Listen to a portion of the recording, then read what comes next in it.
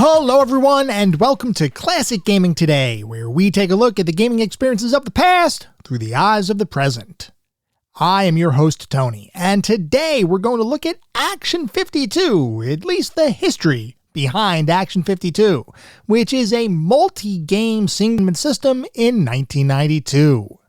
We're going to look and talk all about the history behind that game in just a couple minutes, but first, as is usual, just a little bit of housekeeping up front. As always, I am excited to be here. I hope all of you are as well. If you'd like to reach out, let me know how I'm doing, provide feedback, comments, suggestions, or just talk about classic games and technology in general. I would love to hear from you, and there are a few ways you can reach out. I have an X account with the handle @ClassicGamingT. I have an email address, which is classicgamingtoday@gmail.com, and we have our Discord server. The link is in the show notes. Discord is the best way to get in touch with me and the rest of the community around this podcast. We have a ton of fun out on Discord. We do weekly and monthly gaming challenges, prizes, rewards, discussions. It is all out there. I highly encourage you all to check it out. I also highly encourage you to check out our Patreon. It is patreon.com/ClassicGamingToday. If you want even more Classic Gaming Today goodness, including a Patreon-exclusive bi-weekly podcast expansion pack, patreon.com/ClassicGamingToday is where it's at. I'd also like to give a shout out to our Pantheon patrons. They are ISO, Rich Senewald, David Morton, Sam Twardowski, Sean Oliver, and Maximus Marshall. Steve Novoselic, Wendell Jr., Chris Snowden, The Bay 101, Toucan Sam, Christopher Fose, Grayor, Snatch Bandicoot, NYC, Lewis W., Martin Steiner, James Nunn, Vince Gameplays, Hammond Egger, Mike Mitchell, and Marek. Thanks to our patrons for supporting the show, and thank you all for supporting the show. Whether you contribute monetarily or simply listen on a regular basis, I truly do appreciate all of the support. Before we start diving deep into Action 52 and what that is and all of that good stuff, hopefully, I figured it'd be a good idea to let everybody know why I chose Action 52 for not only this episode, but most likely for our next episode as well, because Action 52 is such a gigantic experience, it could not possibly fit into a single episode. Well, the first thing I want to mention is that last week I had mentioned that this week's episode was going to be a surprise. And for many people, when you hear the word surprise, you might think it might be a good thing, or maybe it's not such a good thing. I will leave you all to judge whether our coverage of Action 52 is either a good thing or a bad thing. And I will be honest, when I mentioned last week that we were going to have a surprise episode for this week's episode, I wasn't entirely convinced what direction I was going to go in. I had a couple of different options in my back pocket, and I had to decide over the course of the week which direction I was going to go in. On one hand, I have been teasing about the potential for changing the overall age requirement, so to speak, for our podcast. As I think most recognize, but just in case you don't, the way we typically run Classic Gaming Today is that a game has to be 20 plus years old before it gets any coverage. And I've been teasing on Discord about changing that overall age requirement. Does that mean the games are going to get older? Does that mean the games are going to get younger? Who knows? That was part of something I've been working through, and that was something I was thinking about. Well, maybe that could be the surprise for this week's episode. The other side I could have potentially chosen was to go down and pick a game that literally lives in infamy even today. And as I started to think about different games that fit that criteria, I had a couple of different options in mind. But as I was thinking through all of the games that we could potentially cover, one kept coming up. One kept rising to the top. The same way that, what do they say, cream always rises to the top? Well, in this context, the cream in my coffee is Action 52. Now, the question is it a curdled mess, or is it something that might be a flavor enhancer? I don't know. We're going to have to figure that out as we go. But anyway, as I was sitting down to try to figure out what I was going to cover for today's episode, I did finally decide that Action 52 was the game. That was the game that we were going to cover this week. And because Action 52 is such a big game, and we'll talk all about Action 52 and what the 52 means and what's included here and why this is such a big game, we'll talk all about that today.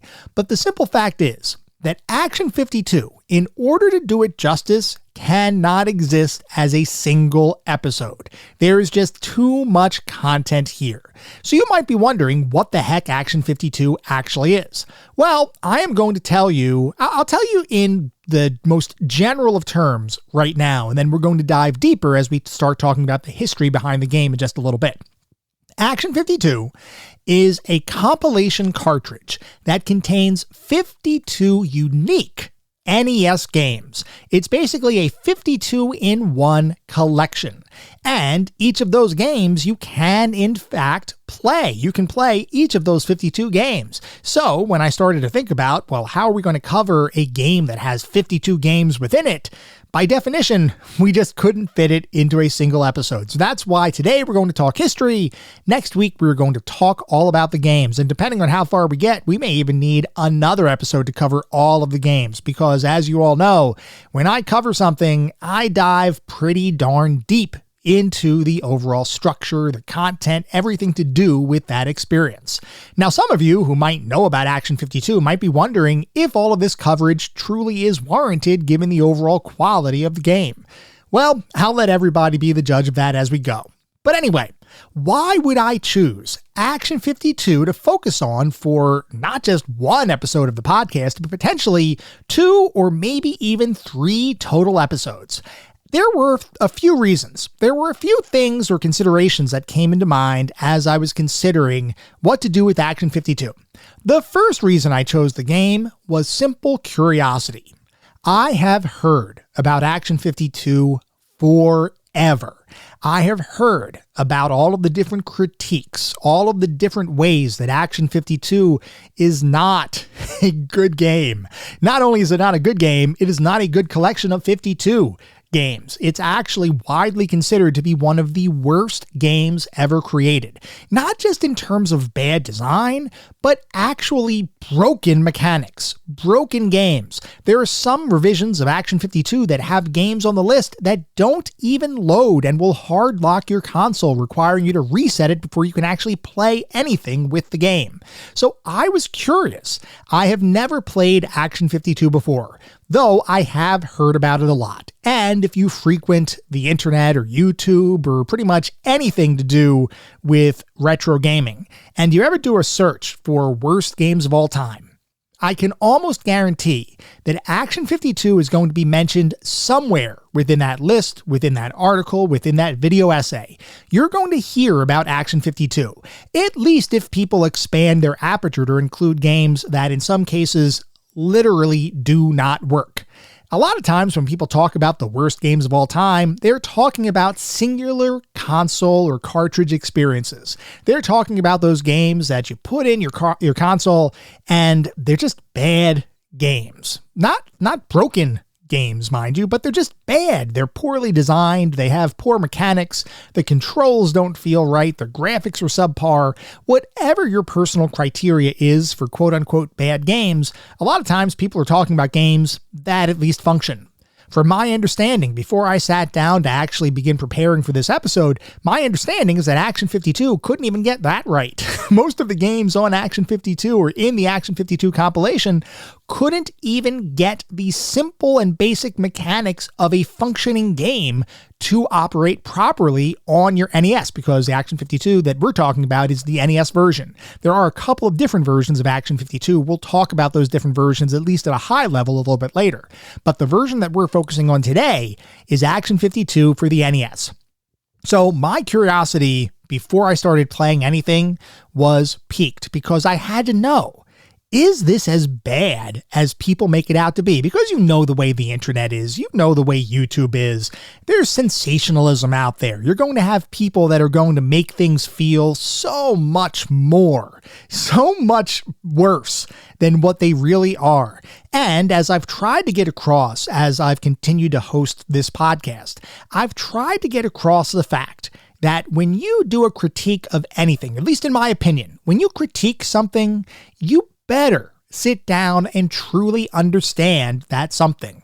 You should not base your critique based on a 15-minute exposure to something. You sit down, you play a game for a few minutes, and you just soundly declare, oh, this game sucks.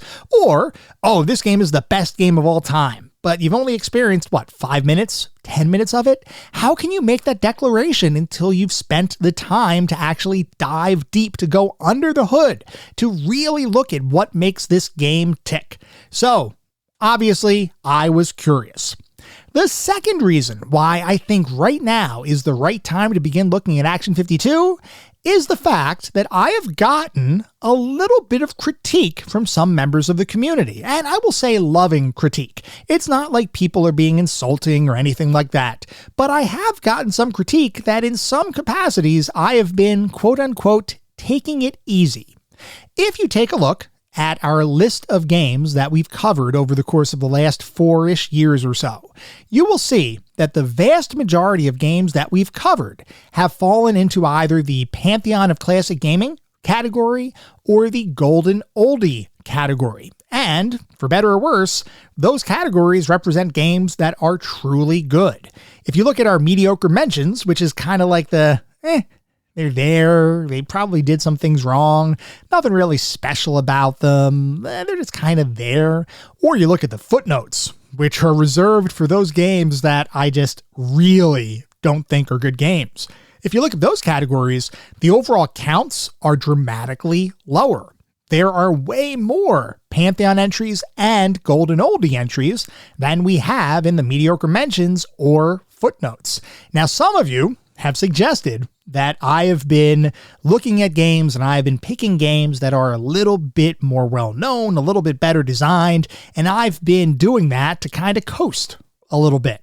What, coast over the last 4 years? Come on, guys. I mean, I don't choose all the games either. A lot of times it's our Pantheon patrons that are sponsoring games. And they've gotten critique too, that basically said, you're taking it easy on Tony. You got to pick games that are a little bit harsher, a little bit not quite so great. So, as I was thinking about that critique, I thought to myself, I am going to beat everyone to the chase, because if Action 52 is really as bad as everybody makes it out to be, then I will have just dramatically shifted the overall balance of power, because from what I understand, Action 52 is filled with 52 absolute clunkers. So, if that's the case, and I actually play all 52 games, which I have every intention of covering, every single game in the Action 52 collection.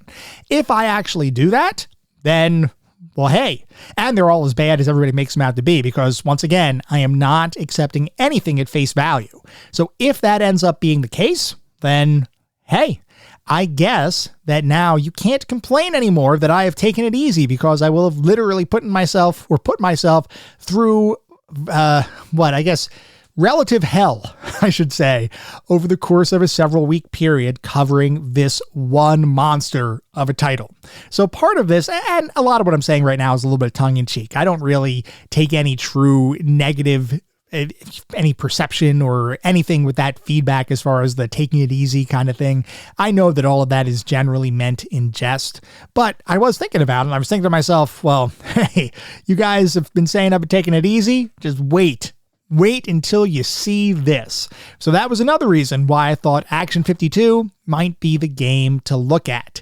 And then finally, my third main reason has absolutely nothing to do with Action 52, but is actually based on a more modern game that kind of recreates that retro game compilation feel, and that is UFO 50. Longtime listeners of the podcast, especially those of us who are either patron members or have been Patreon members in the past, will recognize that I have a thing for UFO 50. How could I put it? I'm in love. I'm in love with UFO 50. I have been in love with UFO 50 ever since it came out. When did it come out? 2024? Is that right? Was it 2024 that it came out originally, and then 2025 it got an expanded release, or was it earlier this year? Time doesn't mean anything anymore. But UFO 50 was something that, and even today, like still today, I am enamored. I love with like extra hearts all around it. I love UFO 50. I have played UFO 50 for far longer than I should ever admit to anyone, especially in that first month or two of its release. I spent in just a month. Let's just look at that first month. In that first month, and I don't even know how this math works. In that first month, I spent hours playing the game. And I can't even believe I admitted that here on the air. I can't believe that over a single month, I spent hours playing the game. I mean, I feel a little embarrassed even saying the number because it's just such a large number. And somebody might ask, well, how could you have possibly done that with work and life and family stuff and personal time and all of that? Like, how did you find the time to dedicate so much time to UFO 50? And to that, I have no answer. I don't know how that math works at all. All I know is I will probably never say that number again because it paints me in a really interesting light. It's like, how can somebody possibly have spent that much time who has actual responsibilities outside of gaming? How could somebody have spent that much time playing a single game over a single month? Well, I did somehow. I don't know how I did it, but I did spend that much time. I still can't believe I mentioned the number. But anyway, and then even beyond that first month, I keep going back to UFO 50. It's like one of those relationships that you just can't let go of. There's something there. It keeps pulling on me. And then with the recent Switch re-release, so actually I should take a step back. When I played UFO 50 when it first came out, I played every single game. I played them in chronological order. I got gold cartridges on every single game, and I cherried maybe half of them. And I had not set out to cherry all that many. That wasn't really one of my goals. I wasn't focusing on the cherry requirements. I was really focused on getting all gold cartridges. I wanted to complete every single game. And I did do that. I completed all of the 50 games. I experienced the meta-narrative that came along with the game, because if anybody doesn't know what UFO 50 is, it's effectively a game compilation that is created and represents it is fictionalized. It's a fictionalized account of a former company that was originally known as LX Systems, but was then rebranded as a video game development studio called UFOsoft. And over a period of time between the early 80s, I believe it was 81 through 1988, 1989 or so, they released 50 different games. And the story, the meta-narrative included in UFO 50, is that each of those 50 games was found. They found one of the old LX consoles, and on that console was this 50-game historical collection. And as you play the games, you might understand and learn about different developers and directors and sound designers and testers and everything else that actually worked on those games, at least within the fictionalized universe of UFOsoft and LX Systems. And if you play all the games chronologically, the coolest thing about UFO 50 is that you can see how the overall progression of that pseudo development studio actually evolved over time, starting from the very earliest example of a development kind of project in Barbuda, and then evolving all the way through over the course of the next decade until you finally get games like, what was it, Cyber Owls? Was that the latest, the final game? You have Sunset, I think it was Sunset Drive? Now some of the names of the games are escaping me. You had Night Manor, which was like a point-and-click adventure game. So many different games, and they covered all sorts of genres. Now, in real life, UFO 50 was designed by a group of independent developers who took their time. They took a ton of time to make a bunch of these little retro-styled indie experiences. And within the context of UFO 50, each of those games was outstanding. And almost all of those games could have literally been a standalone release in the 8-bit era of gaming. Now, some of them had some advanced features that you would never see on an NES or a Sega Master System. But regardless, this collection of games, when I first played it a couple years ago, and as I continue to play it today because I did rebuy it on my Switch because I want to support these developers. I want to support the team behind UFO 50. I bought it again on my Switch, and I've been playing through every single game again. When I first played it, I played it on my computer. That was where I'd gotten all the gold cartridges and around half cherries. Now I'm kind of taking my time a little bit, and I have it on my Switch, so it's all portable, so I can play that on the go. I can throw on a game whenever I want. Like, as an example, just over this past weekend, I played a little bit of Waldorf's Journey, which I ended up cherrying, and it was just fun. It's just fun to go back to these games. And the fact that UFO 50 provides a compilation of 50 different titles across all sorts of genres and gameplay styles, it creates a situation where whatever you're feeling at that point in time, you could technically play within this single game. And all of those experiences are truly games in and of themselves. Some of them not quite as complex as others, but a lot of those games could literally have been standalone releases back in the 80s. So I have loved UFO 50 for almost 2 years straight. And I mean, I have loved that game hard. And as I've played more and more UFO 50, I became curious about other real, so to speak, game compilation efforts that have occurred over the years. And of course, as you look at any sort of game compilation effort that existed in the past, you will almost certainly come upon Action 52. Now, in the eyes of many, like we've talked about just a little bit, Action 52 is not a good experience. This is not the NES's UFO 50. Action 52 is something much, much different. But regardless, as I sat down to begin creating this episode and however many other episodes it takes us to get through all of the games on Action 52, I was truly curious. Is Action 52 as bad as everyone, and I'm not just talking about a few people here and there, I mean literally everyone, is Action 52 as bad as all of these people would make you believe, or is there something there? Is there something beyond the initial impressions that you get when you play some of these games? Because, like I mentioned, we're going to dive deep. If we're going to do this, we are going to do it. We're going to dive into every single game. We're going to look at it from a critical perspective, and we're going to determine once and for all if Action 52 has any merit or if it should never have been created. The first part of our discussion is today, where we dive deep into the history behind Action 52. Then, subsequent weeks, I'm hoping just one more episode after this, but we'll see how long it takes us because, like I said, 52 games, that's a lot of game. We will cover the actual games behind the scenes. So, if you're really interested in history, this episode is going to hit the mark.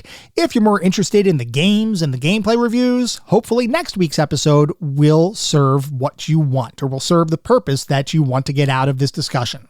Regardless, the fact is we are going to begin our discussion on Action 52 and the history behind it. So sit back, grab a drink, and maybe, I don't know, it was last week? Was it last week that we did Plumbers Don't Wear Ties, where I said, say a couple prayers before we get into that?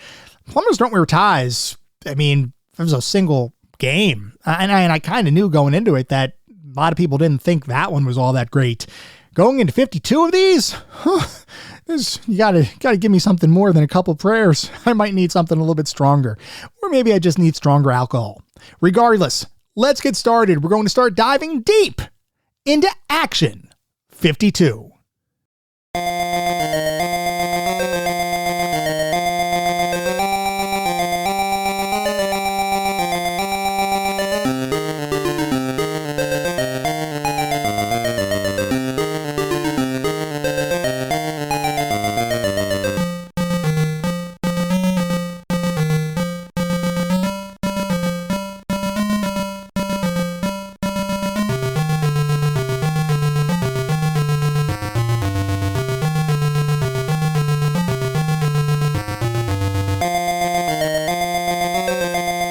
Action 52 is a multiple game collection on a single cartridge, developed and published by Active Enterprises for release on the Nintendo Entertainment System back in 1992.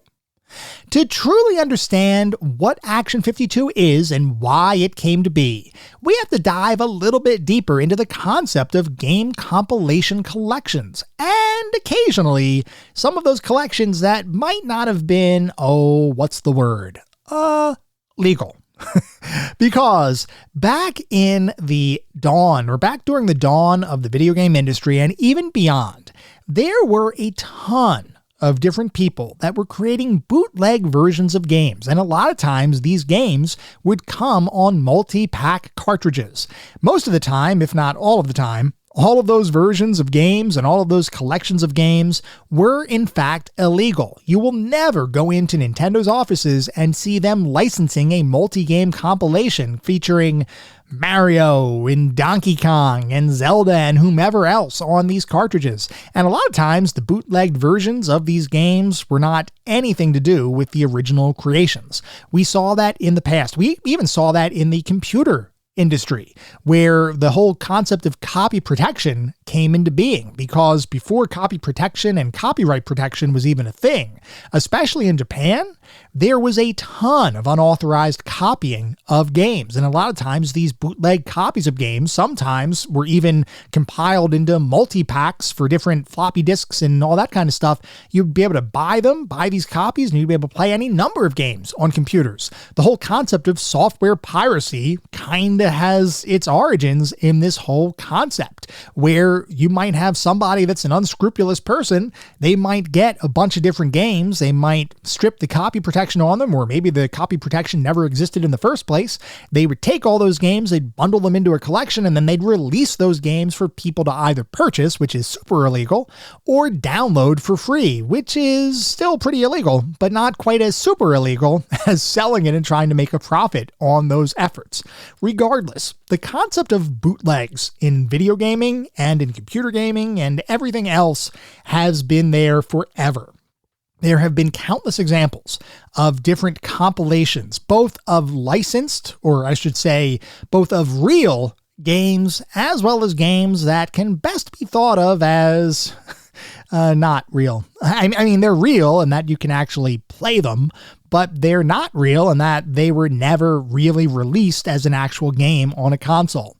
We even see this today. If anybody has ever tried to purchase one of those 10,001 game consoles out on Amazon or eBay or Temu or wherever, and you see these advertisements where it says you buy this one game system and you can get 20,000 games, or you buy this flash cart and you have 20,000 games, and you think to yourself, there weren't 20,000 games released on that console originally. Were there 20,000 NES games, or were there 20,000 games even released in the 1980s at all? Well, the simple answer to that question is not really. I mean, not official releases on any of the platforms. So you might be wondering, what do you get with those 20,000 games when you buy a console that says they have 10,000, 20,000, some even say 40,000 games? What are you getting? Well, sometimes you're going to be getting games that truly did release on any number of consoles. Of course, the distribution of those games without actually going through the rights holders is an illegal thing to do. You should not, there should not be game sales in that regard, even if those games are not truly being supported by the rights holders, because at the end of the day, that is illegal. A lot of times in those compilation collections, you might get a bunch of copies of different games. You might have 55 different versions of Super Mario Bros. Just because, well, they wanted to inflate the numbers. So here's 55 copies of Super Mario Bros. Or they include every single revision of a given game. And sometimes the best, and by best I mean the worst, consoles or compilation collections that you might get where they're boasting of all of these ridiculous numbers of games, a lot of times the games that are included there might have familiar names, but are not anything like the familiar games that you may have played back when you were a lot younger. And I remember there have been a few times that I've picked up some of these consoles because, once again, I get curious about stuff. And curiosity is one of those things that drives me to do any number of different activities that I wouldn't otherwise do. Curiosity is what drove me to one time purchase a portable console that boasted of having 500 brand new games that had pretty much never been seen before. And I thought to myself, well, wait, what could that possibly be? What could be 500 games that I'd never even heard about before, and they were supposedly popular? I gotta see what this is. So I bought that console, I started it up, I was super, super excited, and then I found titles like Super Mario 92, And at first I'm thinking to myself, is that like a 1992 version of Super Mario Bros? Like, is this something I've never even heard of? Like, is it a remaster, a remake? What is this? And no, it's not. What it is a homebrew kind of thing that basically takes the Super Mario name, affixes a number to it, and then creates something entirely different. Sometimes the art is similar, sometimes it's ripped out of other games, sometimes it is very much not the game that you expect.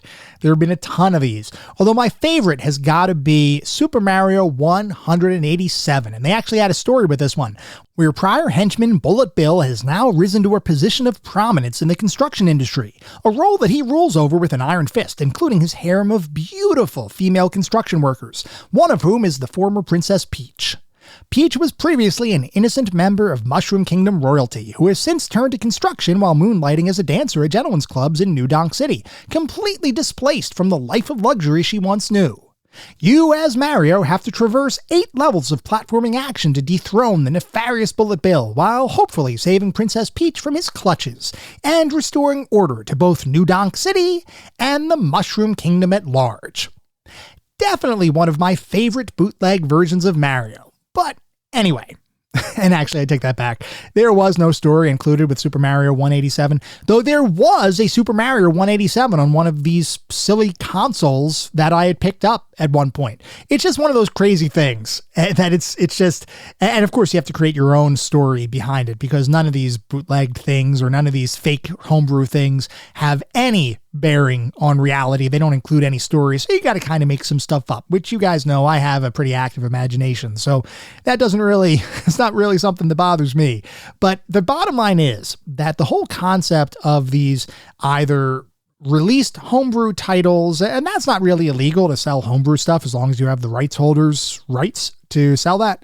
But really, the bootlegs that would include the real games that are distributed, that has been a very illegal thing for a very long time. And all I want to get across is that bootleg games are not a new thing. This is something that has existed in some capacity throughout the entire history of the video game industry.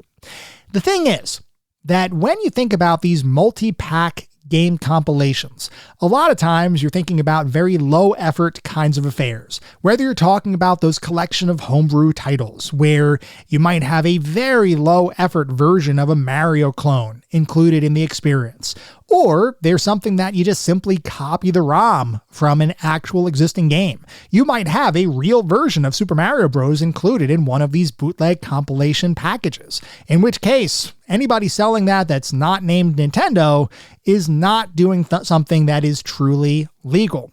So the question becomes, what if you could create a compilation package of not low effort, but actually something that you put some effort into creating? What if you could create a compilation package and do this all on the up and up? Create a legal licensed version of a game that featured a ton of different games within that singular package and then sell it on the market. Well, that is exactly what a man named Vince Perry, the eventual founder of game development and technology company Active Enterprises, wanted to do. One day, he was sitting at home, as people tend to do, and he was watching his children play a game on their home console. They had an NES, and he was watching his children play a game. And it was this bootlegged Taiwan cartridge that had 40 different games on it. 40 different real Nintendo games, I might mention. So this was an actual bootlegged compilation package. It was highly illegal. But his kids had this game, and they had 40 different games on it. And at the time, Perry thought, well, this is absolutely amazing. Why would anyone pay $50 for a single new NES title, a single game on a single cartridge, when you could get a compilation of 40 different games for the price of one? Why would anybody? I mean, what are you, a fool? Why would you buy a single cartridge when you could buy a multi-pack for the same cost? You spend $50 for 40 games, or you spend $50 for a single game. It's simple math. What is the better deal? You get the 40 games. Why aren't people doing this more? Well, I've used the term illegal quite a lot throughout our discussion thus far, but the simple fact as to why that hasn't happened before is because, well, it's illegal. But Vince Perry had an idea. He figured he might be able to do something here and make it not illegal.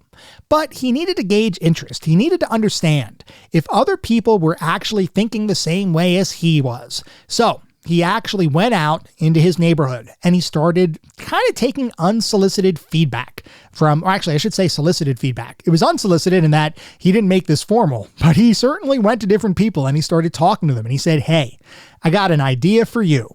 What if I could sell you a game that had multiple games on it and it cost the same as a single new NES title? Or even better yet, what if I sold you so many games on that single cartridge that the overall cost of the game came down, or the cost of each of those games came down to a ridiculously low number?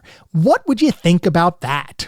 Well, everybody who heard about that basically said, "This is the greatest idea ever." They all went crazy for the idea. They said, "Well, yeah, why wouldn't we get a game cartridge that had multiple games on it and pay less per game?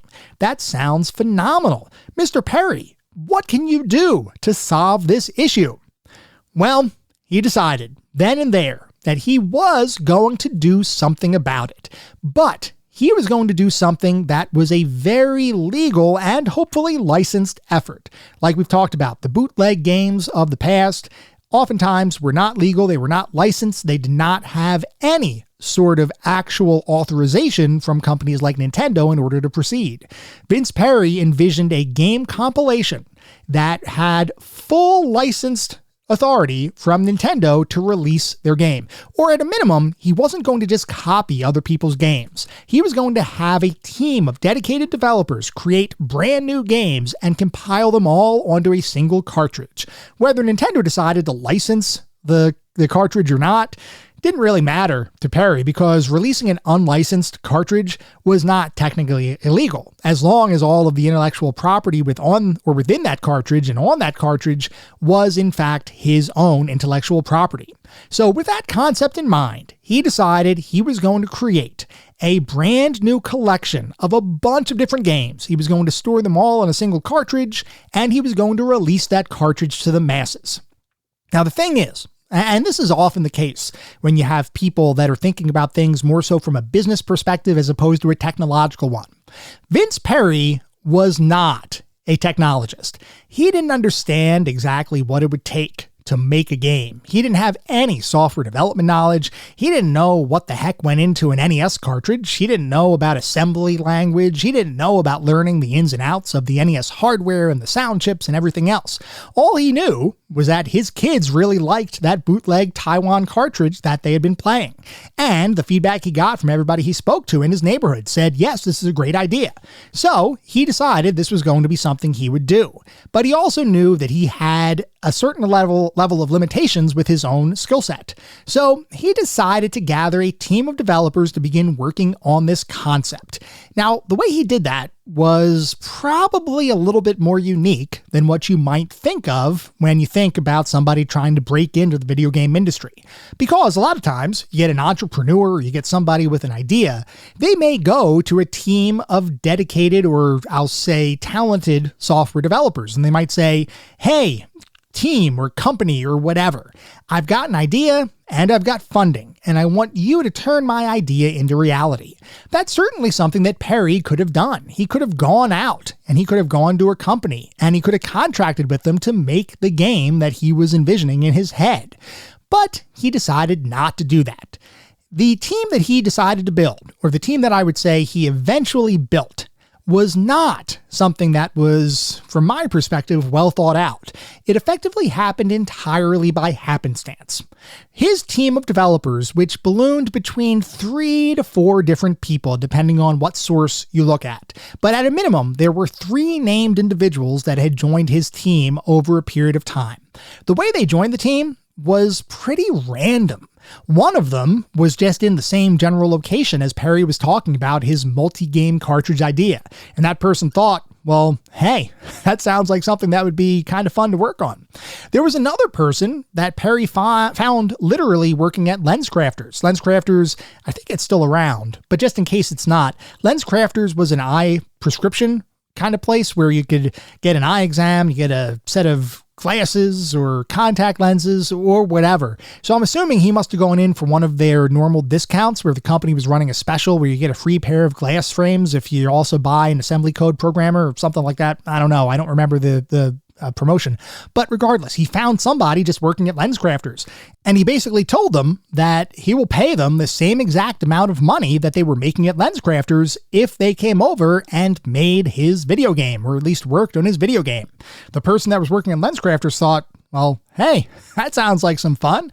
And the other thing was that Perry was actually going to support travel for these individuals between Florida, which is where their main base of operations was going to be. The main base of operations for Active Enterprises was going to be split between Florida and the Bahamas. Now you might be wondering, well, hey, why the Bahamas? Well, Perry was a businessman, and he figured, hey, if we have a company in the Bahamas, we can avoid all sorts of U.S. taxes if we have our headquarters down there. So definitely somebody thinking about the monetary side of things. If not, kind of, I don't like to pass judgment on people because, I mean, maybe that's like a normal business thing that people would do. But all I know is, if I think about opening a company, my first thought isn't about how to avoid all of the taxes that come along with creating a legal entity in the United States. It's not like, you know what I'm going to do? I'm going to open it in the Bahamas so I can avoid all those taxes. Not a bad idea, I guess, but I don't know, kind of feels like a little bit of a sleazy idea too. Or at least something where Perry was definitely thinking about the monetary aspects of things over the creative aspects of things. Regardless, Perry knew that he didn't have the talent. He needed to get the talent. So he was picking up different people along the way. Now, these were not full-time professional developers. And all told, the small but mighty team that Perry assembled consisted of 3 to 4 different people who would all be tasked with bringing Perry's concept of multiple games on a single cartridge to life. So, how would he actually get those people to dedicate their time and resources to making this game? Well, he decided to pay them, as you would expect. The thing is, though, all Perry did was pay them in advance. He paid them each in advance of around $1,000 with promises that when this game sold, when this game came out on the market, and he knew, by the way, Perry knew that this game was going to sell like gangbusters. He absolutely had no doubt that this game was going to be the biggest hit ever released on the video game market. So he paid everybody in advance of $1,000 and said, look, this is just to get you started. But when we sell this thing, when it comes out, you're all going to be making so much money that it's not even funny. So just work off of this initial $1,000 and basically the check is in the mail. As soon as you deliver the work that I'm asking you to do, we will sell it and we will all get rich. Here's an interesting tidbit, though, about the team of developers that Perry put together. The simple fact is that none of them had ever worked on an NES before. The team that he pulled together had previously had some programming experience, so it's not like he picked up a team of people that had no experience developing anything. In fact, a couple of the team had originally gotten included on Perry's team because of their own game development prowess. They had been working on the Amiga computer platform, and they were able to create a clone of Tetris. I believe it was called Megatris or something like that. And they released this game, or they created this prototype. They didn't actually release it, I don't believe, but they created this prototype to show Perry and basically show him that, look, we can create these games. And apparently that version of Tetris was pretty darn good. It looked amazing. And Perry thought, oh my God, we have got something here. If we can put that same level of effort, that same polish, that same set of visuals, if we can do that on an NES, man, the sky is the limit. And we have 50 something of these games or multiple games on a single cartridge. This is going to be phenomenal. Now, like I said, Perry is not really or wasn't really a technological kind of person. So he didn't realize that the Amiga computer system was vastly more powerful than the NES ever was or ever would be. What he did realize, though, is that the team of people he had put together did have some talent. And he was really dedicated to making sure that that talent could fully be put on display for this forthcoming game. So he decided that at his expense, he would send all of these developers who had never touched an NES before from a development perspective, he would send them all to what was effectively a Nintendo Developer Bootcamp, where over a period of 2 weeks, they would learn how to program for the NES. A couple of thoughts might come to mind as you hear that he sent a team of developers who had never programmed for an NES before to a 2-week NES bootcamp. At least there were a couple of thoughts that came to mind when I learned that little nugget of information. My first thought was, how can you possibly learn how to create anything for the NES over a period of just 2 weeks? Because it's not like the NES had a common programming language that people could just look up on the internet and find out all sorts of information. It was all assembly code based, which is pretty low level programming. That means you have to have a fairly deep level of technological understanding to really be proficient. And beyond that, there's no way you're going to pick up over a couple week period. There's no way you're going to be able to pick up enough skill set or enough skills in that particular languaging paradigm in order to truly be an effective developer. The second thought in my mind was, well, hey, I wish I had a Nintendo Developer Bootcamp when I was younger, because I would have loved to learn about how to make NES games back in the late 80s, early 90s. Now, I was young. I was born in 1981. So around that time, I was probably 10-ish or so when this was all going on with Perry and his team. And I would have loved to have gone to a Nintendo Developer Bootcamp. Interestingly, that bootcamp was not a separate training thing. Perry had created an arrangement with a software company, which you might recognize the name of. That software company was Sculptured Software. If that name sounds familiar, it's because we talked all about Sculptured Software in our episode on Super Star Wars. Sculptured Software was working on Star Wars titles at the time for the NES. They would later transition and create the entire Super Star Wars trilogy of titles for the Super NES. So that team, Sculptured Software, definitely a talented group of developers. The team that Perry sent down to Sculptured Software to actually work with them and learn how to program on the NES over a 2-week period, they had a little bit less experience, certainly. So I don't think that level of training would have been sufficient for anyone to really learn how to program for an NES. But regardless, they went down to the Sculptured Software studio. They learned for 2 weeks how to program for the NES, and then they came back, and you might be thinking, well, okay, they got they got that boot camp underway. They got that out of the way. They now have some time to develop their skills on the job, so they can continue to develop, and they can kind of work through some things. They can start applying some of the things they learned from the boot camp into a real world kind of setting, and then eventually create something truly meaningful. The thing is, Perry didn't really have what I would call long timelines in mind when he sat his team down to begin creating the game that he wanted to create. No, he thought, you got your 2 weeks of training, now it's time to get down to work. So when he brought the team back, he told all of them, he told each of his developers, okay, you're back. Now we need to finish off this game in 3 months. And at this point, Perry had decided that there were going to be 52 different games that he was going to include on this compilation.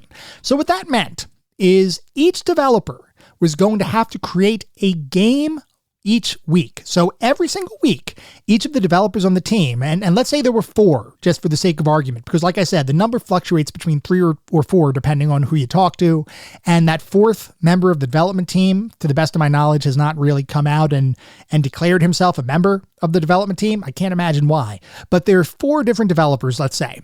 In order to get 52 games created over a 3-month period, each developer would have to churn out around a single game each week. That would have to include all of the graphics, all of the sound, all of the gameplay mechanics, all of the technical details to make that game actually work.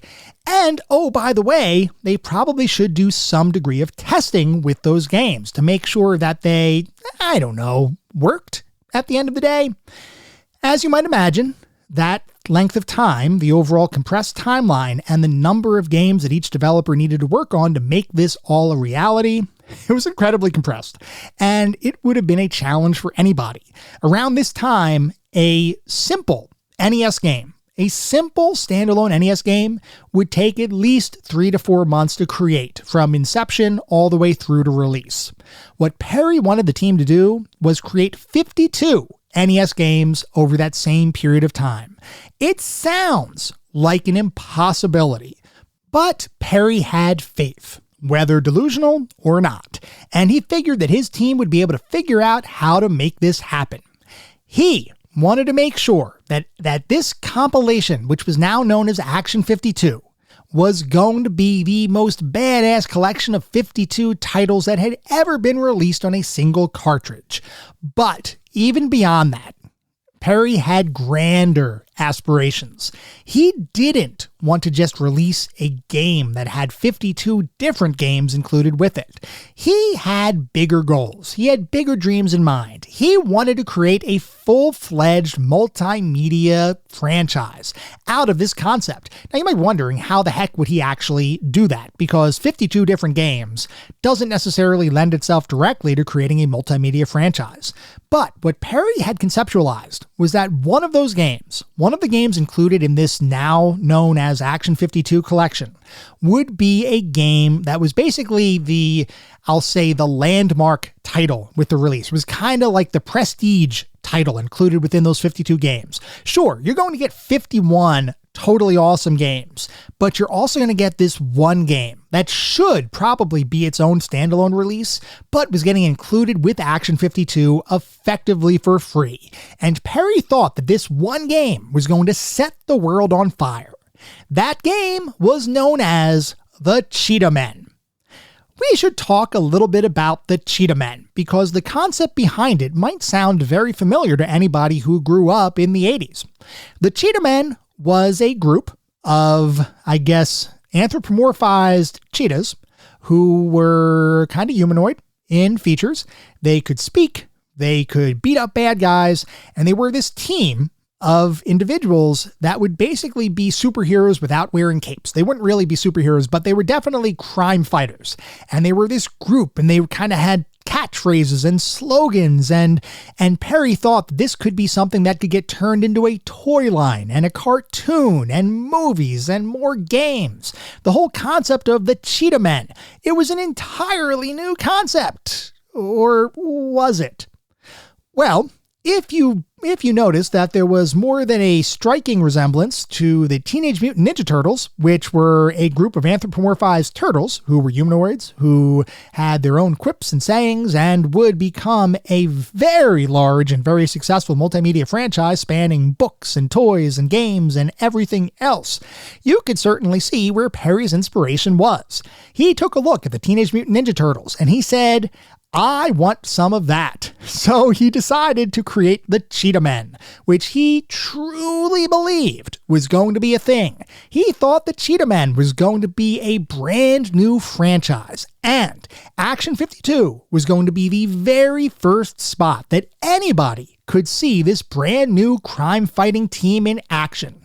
The thought was that once everybody played the game and they saw the Cheetah Men's origin stories, then they would want to experience the cartoons, the movies, the novels, the toys. It would become a multi-million, if not billion-dollar idea. That is legitimately what was flowing through Perry's thought process as he was putting the finishing touches on his Cheetah Men concept, and including the Cheetah Men as one of the games in Action 52. Eventually, including the Cheetah Men, all work on Action 52 would complete, and the game would be available at fine retailers and by mail order at the low cost of $200. Now let's talk about that sales figure, or that cost figure, for just a second. At the point that Action 52 released on the 8-bit NES console in 1992, the Super NES had already been released. The Super NES, a 16-bit console, cost $200 in 1992. Action 52, which was admittedly a 52 game collection on a single cartridge was also being sold for $200. I will let you guess how well that game sold in the midst of the 16-bit era of gaming when this was a collection of 8-bit titles. I will let you know that it did not sell well. It did not. It sold maybe, and the figures vary, but it sold maybe between 8 and 10,000 copies or so, which honestly is a way larger figure than I would have ever imagined a $200 8-bit release being available for the NES. I would have never imagined a 1992 8-bit title, even with 52 games, as having anything approaching that level of sales. But apparently people did want to buy it, and they bought into Perry's marketing because he actually did market this thing. He created commercials. He had Cheetah Men commercials about the fact that you needed to buy Action 52 to get in on the ground floor of the new Cheetah Men craze that was going to sweep across the entire nation. He was really selling this thing, and people were actually buying it. Interestingly, after people did buy the game, they were met with a somewhat uneven kind of experience. Depending on when you got the game, because there were different versions and revisions of the game that came out over a period of time. Some games worked better than others. The very first revision of the game that was released featured several titles that simply did not function. You would literally go on to that individual title on the menu screen because as a game pack with 52 different games, there was a menu system that you would navigate through. You'd pick the game you wanted to play, you'd hit start, and then that game would start up. You actually did also get a full instruction book with Action 52, and there was a single page dedicated to each of those games that talked to you about the controls for the games, gave you a little bit of backstory about the game and what it was going to be. Whether that description actually matched the game itself, that's another question entirely, but there was a full instruction book included with the game. But the very first revision of the cartridge had games that simply would not start. And if anybody watched some of the earlier YouTube videos covering Action 52 by people like the Angry Video Game Nerd, you will see that the version that he was playing was actually this oldest version of Action 52, where there were some games that literally wouldn't load. There were other games that you'd get to level 2, let's say, and then the game would crash and you would have to go back and you have to restart the game and you could never actually beat the individual games in the collection. Luckily, maybe, for everyone involved, there would be multiple versions released over time, and some of those versions and revisions would correct some of those issues, such that the later revisions actually did feature a full set of games that could actually be started up. Some of those games still could not be completed, and some of those games still had crashes, and some of those games still only had 2 or 3 levels to them. But they did, in fact, function. Now, interestingly, as I was doing my research for this episode, I came across a few different YouTube videos. And as with anything I look at for the podcast, I try to do as in-depth research as possible in order to understand truly why something is the way it is. And I did find one YouTube video who actually, in their title, said, Action 52 isn't as bad as everybody thinks, as long as you have the right revision. And I thought to myself, well, that's interesting. What is that right revision? And all they were saying was that as long as you had the version of Action 52 that actually worked, or that actually had all of the games that worked, then Action 52 wasn't so bad. It might be one of their favorite console games. And at this point, at the point I watched that video, I'd already played the first 5 or 6 Action 52 games. And my first thought was, you're absolutely crazy if you think that just because some of these games can now actually load, this has now become one of your favorite console games of all time. Ooh, I shudder to think at what some of your least favorite console games might be, because I've got to tell you, I think your and my opinion might differ just a little bit. Anyway, moving past that more modern kind of perspective, you might be wondering what the overall perspective was back when Action 52 came out originally. And I will just say that the reception was bad. Like bad. I mean, really, really bad. Nobody liked this thing, at least from what I can tell. I didn't find a single review that said, oh, go out and spend $200 on Action 52. That is the thing you want to do. I found nothing like that. The reception was universally poor. So in Vince Perry's mind, or I'll say, let's present a little bit of a different scenario. Let's say you just made a game. You made people put their heart and souls into it. Oh, and by the way, Perry never paid the development team anything other than that $1,000 advance at the very beginning of the development process. So I guess for that development team, sucks to be them. But regardless, as Perry was thinking about this, and what would you think? You make a game and it doesn't sell well. What is your next thought? Is your next thought, well, I guess maybe this whole video game thing isn't for me? Or you might think like Perry did, which is, well, this first effort didn't do as well as I wanted, so it only makes sense to make another Action 52 title. This time, though, not for the 8-bit NES, but for the 16-bit Sega Genesis and Super Nintendo Entertainment System. Yes, that's right. After Action 52's failure on the NES, there was an effort to bring Action 52 to the 16-bit era. Of those two versions between the Genesis and the Super Nintendo, only the Sega Genesis version would actually release. And yes, there is a Sega Genesis version of Action 52, in case you weren't aware, because everybody always talks about the NES version. No, there is a Sega Genesis version of Action 52. Interestingly, from what I understand, and I have not played it, so this is not my personal perspective, this is just simply information that I've gathered. From what I can understand, the Sega Genesis version is actually not bad. And by not bad, I mean it's playable. Because as we start talking about the actual games included in Action 52, which is not going to be today, it's going to be next week. But as we start talking about the games included in Action 52, you're going to learn that our scale for what constitutes a quote-unquote not bad game is very different than the scale that would typically apply to games in the industry, because we need a special perspective when we look at Action 52 from a gameplay perspective. Now, the thing with that Genesis version, even though it was arguably made a bit better, and Perry actually did contract with a true video game development studio to make the Genesis version, so that might be one of the reasons why the Genesis version was a bit better than the NES one. But even with that extra attention and that extra talent dedicated to making the Genesis version a reality, that version of Action 52 didn't sell that well either, which is a prime reason why the Super Nintendo version never got created, because the Genesis version didn't sell, and at that point Perry thought, I guess this Action 52 thing isn't going to happen. But that didn't mean that Perry wasn't thinking about other opportunities to take over the video game market, because the very next thing that Perry and Active Enterprises tried to do was release a brand new portable gaming console that could supposedly play NES, Super NES, Genesis, and CD-ROM titles, all in a single portable console.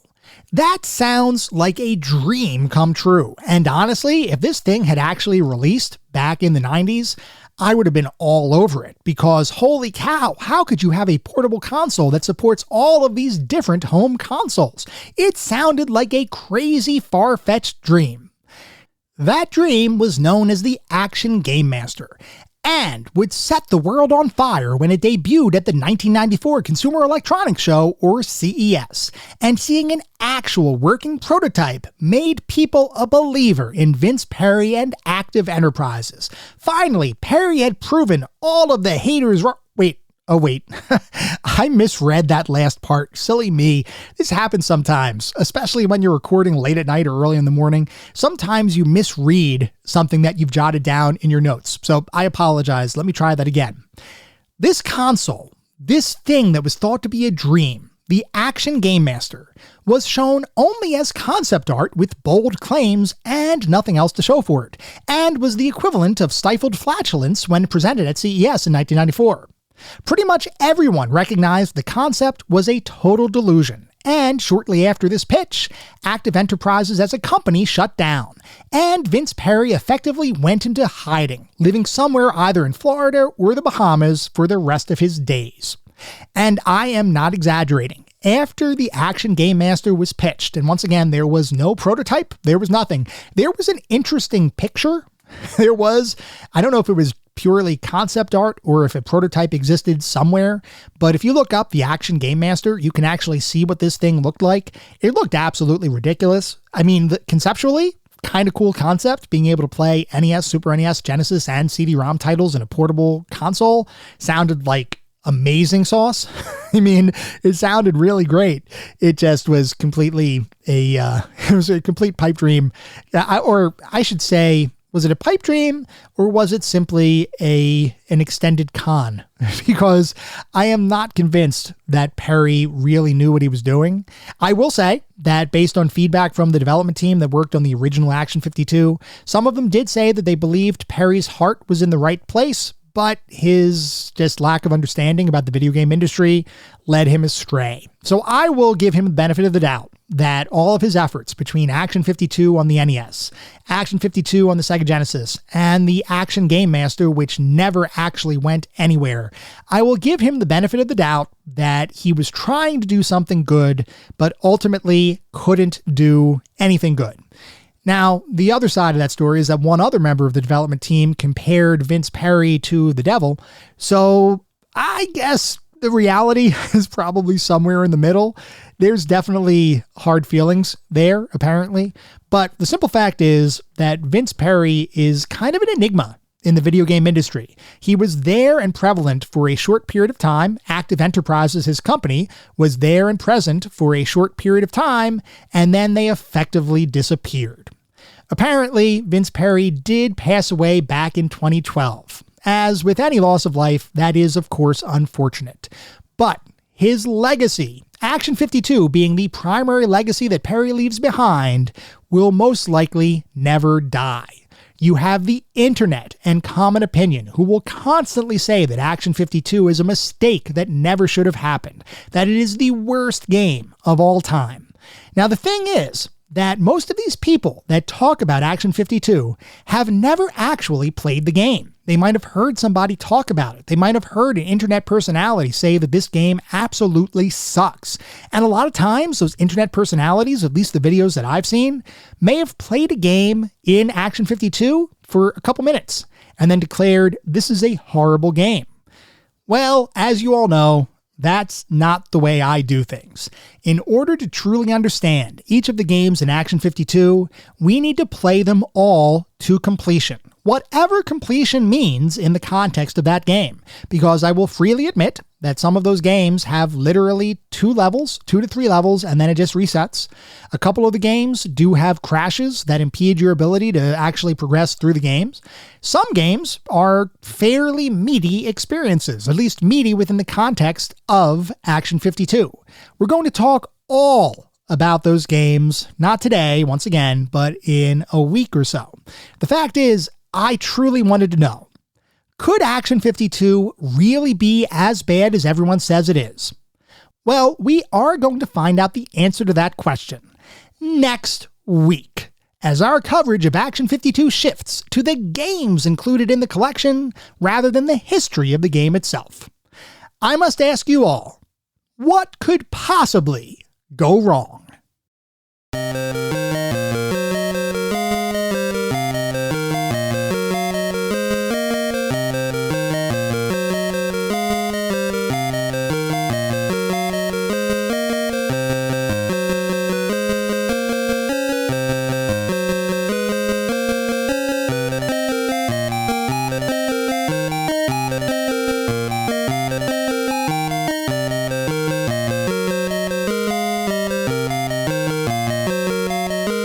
That was our episode covering the history of Action 52. I hope you all enjoyed listening to it as much as I enjoyed creating it. If you'd like to reach out, let me know how I'm doing, provide feedback, comments, suggestions, or just talk about classic games and technology in general, I would love to hear from you, and there are a few ways you can reach out.